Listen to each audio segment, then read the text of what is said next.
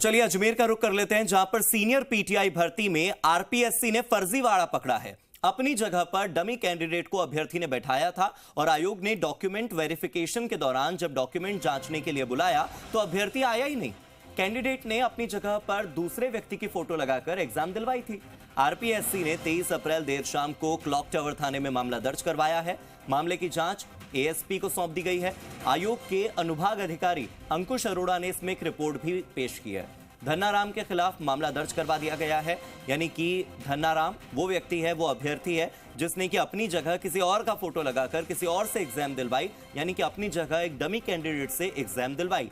हो सकता है कि आने वाले भविष्य में उस डमी कैंडिडेट पर भी एक्शन हो जिसने की परीक्षा दी थी। मेरे सहयोगी अभिजीत मेरे साथ जुड़ गए।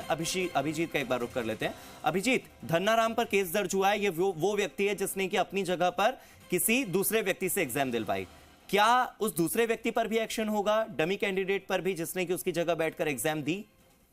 देखिए, जाहिर सी बात है, लगातार आरपीएससी पिछले 3 महीने से जो अपनी विभिन्न प्रतियोगी परीक्षाएं उसमें जो सफल अभ्यर्थी हैं जिनके दस्तावेज सत्यापन का काम आयोग में लगातार चल रहा है, उस सत्यापन में बहुत बारीकियां जो है वो बढ़ती जा रही है और इसी कारण से लगातार सिलसिलेवार तरीके से कई ऐसे मामले निकल के सामने आए जहां पर डमी कैंडिडेट्स को बिठाने का मामला प्रकाश में आया और उस पर तत्काल प्रभाव से आरपीएससी की ओर से पुलिस में मुकदमा दर्ज करवा के कार्रवाइयां भी की जा रही है। और इसी तरह का एक ताजा मामला जो है सीनियर पीटीआई भर्ती में निकलकर सामने आया, जहां पर डॉक्यूमेंट की जांच के दौरान ये जो अभ्यर्थी है जिसको बुलाया गया था वो नहीं आया और जब और गहराई से पड़ताल की गई तो मालूम चला कि कैंडिडेट ने अपनी जगह एक दूसरे व्यक्ति की फोटो लगाकर परीक्षा दिलवाई गई है। और इस मामले में कल देर शाम को क्लॉक टावर थाने में मुकदमा दर्ज करवाया गया था, जो आयोग के अनुभाग अधिकारी अंकुश अरोड़ा की ओर से, और इस पर मामला दर्ज कर लिया गया और उसके गिरफ्तारी के प्रयास जो है वो शुरू किए जाएंगे और साथ ही साथ जो डमी कैंडिडेट है उसको भी पकड़ने के प्रयास शुरू किए जाएंगे। और लगातार आयोग में इस तरह की कार्रवाइयां लगातार जारी है। और साथ ही साथ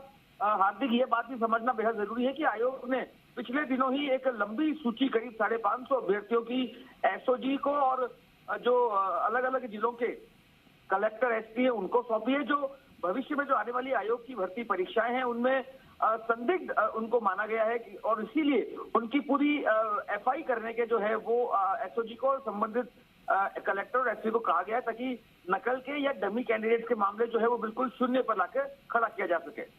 ठीक है, बहुत अच्छी बात है ये तो। और मुझे लगता है कि इस एक्शन के बाद और भी वो लोग जिन्होंने डमी कैंडिडेट के दम पर परीक्षा दी, परीक्षा पास की, उन लोगों की धड़कनें तेज हो गई होंगी। बहुत बहुत शुक्रिया मेरे साथ जुड़ने के लिए।